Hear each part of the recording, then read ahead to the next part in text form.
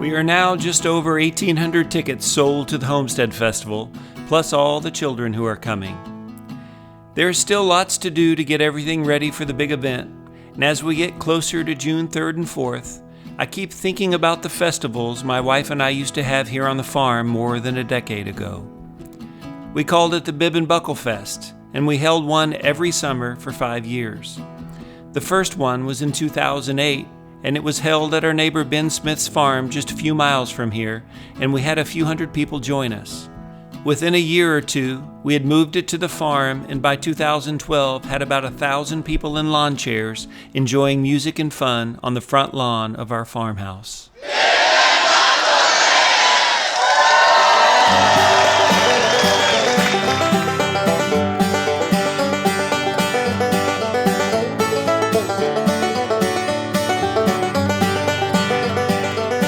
This is our 4th annual Bib and Buckle Fest. It's where we invite all the people that know our music or ever heard of us to come to our farmhouse and spend the day with us. And as you can tell, there's as many people here as there are cars. There's a lot of folks here. It's pretty darn neat.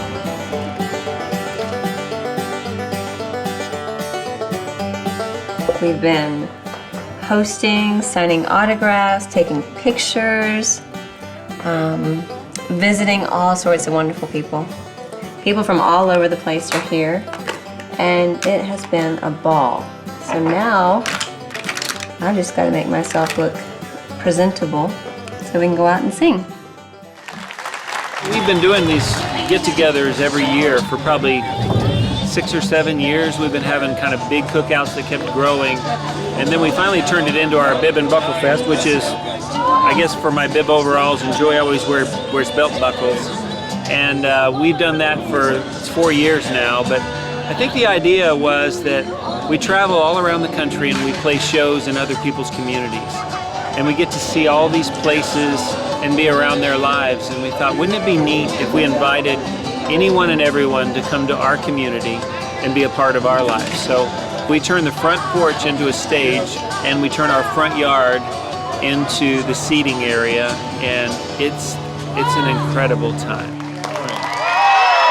Oh, whoa, that gave me a shiver up my spine. This is the moment a lot of these people have been waiting for us to come out and play and tell some stories and sing some songs. So we are really excited. We're feeling good about it. Ladies and gentlemen, Joey and Rory!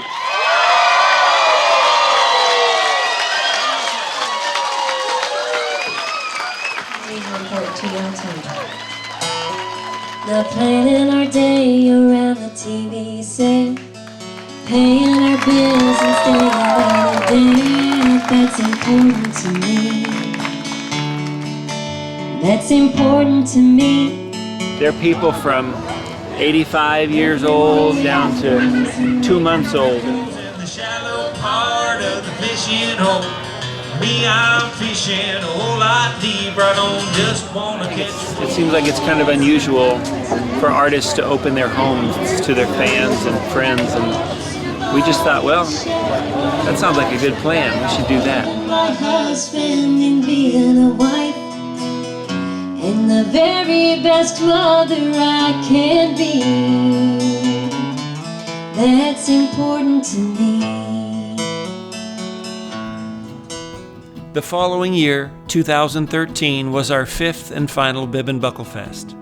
This time we held it in the back field, and a couple thousand people showed up. So did some bad weather.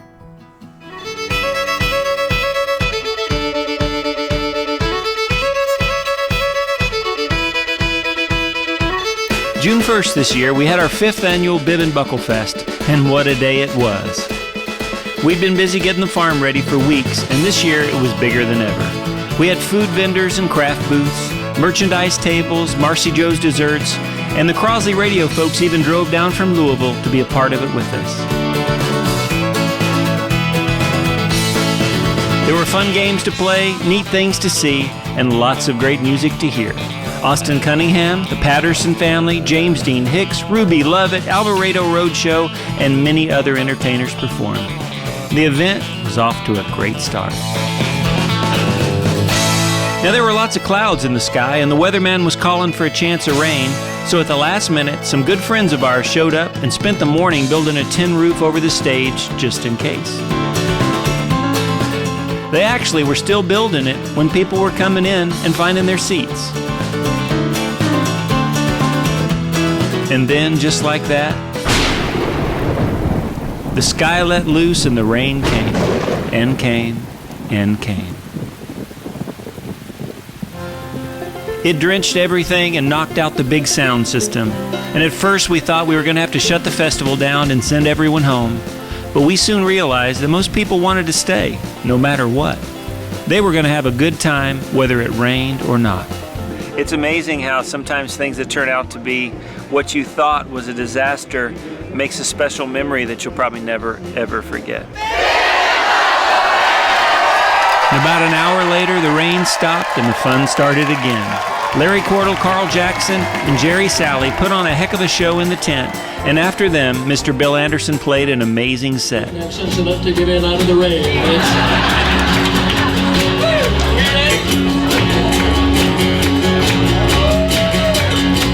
I got to learn to say I got the taxi. And then it was our turn. It's the Joey+Rory Show! This time live from the tent! In Technicolor. Joey! And then Rory! Now I have to admit, even though things didn't go like we thought they would, this was our favorite Bib and Buckle Fest ever. There's just something about how when things seem to go wrong, God actually just had a better plan in mind. The rest of the evening was pretty magical. We sang and told stories until way after dark. And when the concert was over and everyone had gone home, we just sat out on the field and said a prayer of thanks for the rain, for the friends, and for the special day we all got to be part of.